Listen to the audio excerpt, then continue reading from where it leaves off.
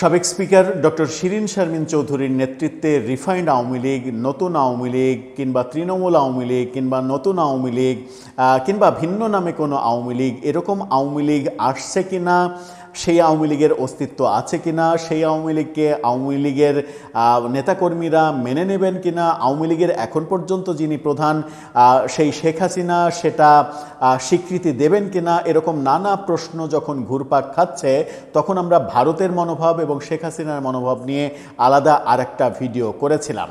নতুন যে আলোচনাটা শুরু হয়েছে সেটা হচ্ছে যে আওয়ামী লীগের আমলে অভিযোগ ছিল যে তৃণমূল বিএনপি তৈরি করার মাধ্যমে বিএনপি ভাঙার একটা চেষ্টা করা হয়েছিল, এরকম অভিযোগ কিন্তু আমরা শুনেছি।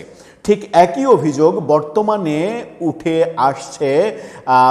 অভিযোগটা মিলে যাচ্ছে কিনা যে এখন আবার তৃণমূল আওয়ামী লীগের ফরম্যাটে নতুন কোনো আওয়ামী লীগ দাঁড় করিয়ে শেখ হাসিনাকে মাইনাস করা এবং আলাদা একটা দুর্বল আওয়ামী লীগ গড়ে তোলা এবং গড়ে তুলে তাদেরকে নির্বাচন করতে দেয়া, রাজনীতি করতে দেয়া, তাদেরকে নৌকা বরাদ্দ দেয়া, এরকম প্রক্রিয়ার মধ্যে দিয়ে কি রাজনীতি যাচ্ছে? শিরীন শারমিন চৌধুরীর জামিন এবং মুক্তির পরে তাকে কেন্দ্র করে বহু আলোচনা দানা বেঁধে উঠছে এবং সেই আলোচনার আগুনে নতুন করে ঘি ঢেলে দিয়েছেন সাবেক এমপি এবং রাজনৈতিক বিশ্লেষক গোলাম মাওলা রনি। তার মন্তব্য বরাবরের মতো চটকদার মন্তব্য এবং চটকদার মন্তব্য হলেও তার মন্তব্য নিয়ে যথেষ্ট ভাবনার স্কোপ বোধহয় আছে কিংবা স্কোপ থাকতে পারে। চলুন একটু বুঝে দেখি যে গোলাম মাওলা রনি শিরীন শারমিন চৌধুরীর নেতৃত্বে নতুন আওয়ামী লীগের ভাবনাটা নিয়ে তিনি কি বলছেন এবং এরকম চেষ্টা আদৌ হচ্ছে কিনা যেখানে আওয়ামী লীগের শীর্ষ নেতাদের কোনো ধরনের কোনো সম্মতি নেই। তাহলে কি আওয়ামী লীগ ভাঙতে চলেছে? সেই আলোচনাই করবো এই ভিডিওতে। থাকবেন পলিটিক্স টিভির নিয়মিত আয়োজনে।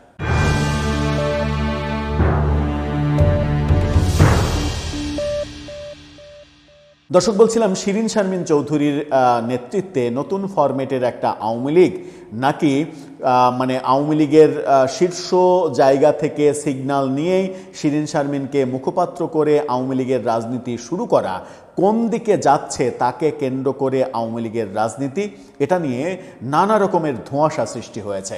গোলাম মাওলা রনি কি বলছেন কালের কণ্ঠের এই শিরোনামটা দেখে নিন। সেখানে বলা হচ্ছে শিরীন শারমিনের নেতৃত্বে নতুন আওয়ামী লীগ। যা বললেন গোলাম মাওলা রনি, কি বলছেন তিনি? সাবেক স্পিকার শিরীন শারমিন চৌধুরীকে জামিনে ছেড়ে দেওয়ার পর তাকে নিয়ে নতুন আওয়ামী লীগ খোলার কথা কেউ কেউ বলছেন বলে গোলাম মাওলা রনি বলছেন। তবে তিনি বলছেন যে এই পরিকল্পনা যদি থেকে থাকে তাহলে সেই পরিকল্পনা ফেল করবে। অর্থাৎ শিরীন শারমিনকে কেন্দ্র করে নতুন কোনো আওয়ামী লীগ তৈরির কিংবা আওয়ামী লীগ ভাঙার পরিকল্পনা যদি নেওয়া হয়ে থাকে সেটা বাস্তবায়ন করা সম্ভব হবে না। কি বলছেন তিনি? শিরীন শারমিন চৌধুরীকে ছেড়ে দেওয়ার পরে লোকজন বলল সরকারের মেরুদণ্ড বলে কিছু নেই, এ সরকার পারে না। নিঃসন্দেহে শিরীন শারমিনকে দিয়ে তারা একটা খারাপ খেলা খেলতে চাচ্ছে। তারা তাদের পছন্দ মতো একটা নতুন আওয়ামী লীগ খুলতে চাচ্ছে। পুরনো আওয়ামী লীগ বন্ধ হয়ে গেছে। যেমন শেখ হাসিনা চেষ্টা করেছিলেন নতুন বিএনপি করার জন্য, তৃণমূল বিএনপি করার জন্য, এখন তৃণমূল আওয়ামী লীগ বা নতুন আওয়ামী লীগ করার জন্য শিরীন শারমিন চৌধুরীকে ছেড়ে দেওয়া হয়েছে। এই আলোচনাটা নাকি চলছে, যে দাবিটা গোলাম মাওলা রনি করছেন। তিনি বলছেন যে এই নতুন আওয়ামী লীগ সৃষ্টির চেষ্টা ফেল করবে। তিনি বলেন যে শিরীন শারমিন চৌধুরী বা তার মতো যাদের নাম রিফাইন্ড আওয়ামী লীগ, নতুন আওয়ামী লীগ এই নামে আসছে তারা আসলে কেউই রাজনৈতিকভাবে মাঠে পরীক্ষিত নেতা নন। শিরীন শারমিনকে নিয়ে যারা চেষ্টা করছেন তারা ফেল করবেন। তার মানে গোলাম মাওলা রনির পুরো ইঙ্গিতটা হচ্ছে সরকারি কাঠামোর দিকে।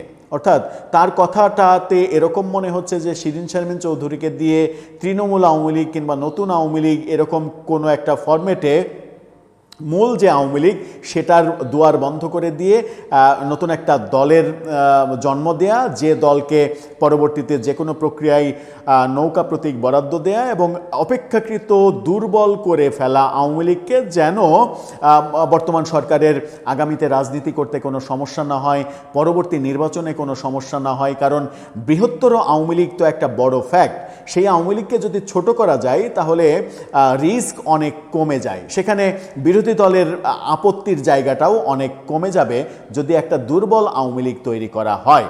গোলাম মাওলা রনি ইঙ্গিত দিচ্ছেন যে এই মেকানিজমটা সরকার কিংবা সরকারি ঘনিষ্ঠ লোকজনের পক্ষ থেকেই হতে পারে। তিনি উদাহরণ দিচ্ছেন যে আওয়ামী লীগের আমলে যেমন তৃণমূল বিএনপি করে বিএনপি ভাঙার চেষ্টা করা হয়েছিল, সেই একই ফর্মুলায় যদি আগানো হয়, এবার তৃণমূল আওয়ামী লীগ করার চেষ্টা করা হয়, তাহলে সেই ফর্মুলা মানে ব্যাকফায়ার করতে পারে, সেই ফর্মুলা ব্যর্থ হবে তিনি অবলীলায় বলছেন। কারণ ব্যর্থ হওয়ারই কথা। আমরা দেখেছি যে ওই তৃণমূল বিএনপি করে বিএনপিকে ভাঙা যায়নি, কিংবা 111-এর সময় বিএনপি আওয়ামী লীগ দুই দলের নেত্রীকে মাইনাস করে দেয়া, তারেক রহমানকে জোর করে বিদেশে নির্বাসিত জীবনে পাঠানো, কোনো কিছু দিয়েই কিন্তু আওয়ামী লীগ কিংবা বিএনপিকে ভাঙা যায়নি। আওয়ামী লীগের দীর্ঘ 15.5 বছরের শাসনামলে বিএনপির উপরে অনেক কিন্তু টর্চার হয়েছে, কিন্তু বিএনপিকে ভাঙা যায়নি। বিএনপির মতো এত বৃহৎ দল কিংবা আওয়ামী লীগের মতো এত বৃহৎ দল নিয়ে যে বা যারাই নেগেটিভ পরিকল্পনা করুক না কেন, সেই পরিকল্পনা বাস্তবায়ন করা মাঠে সেটা একেবারেই দুরূহ কাজ।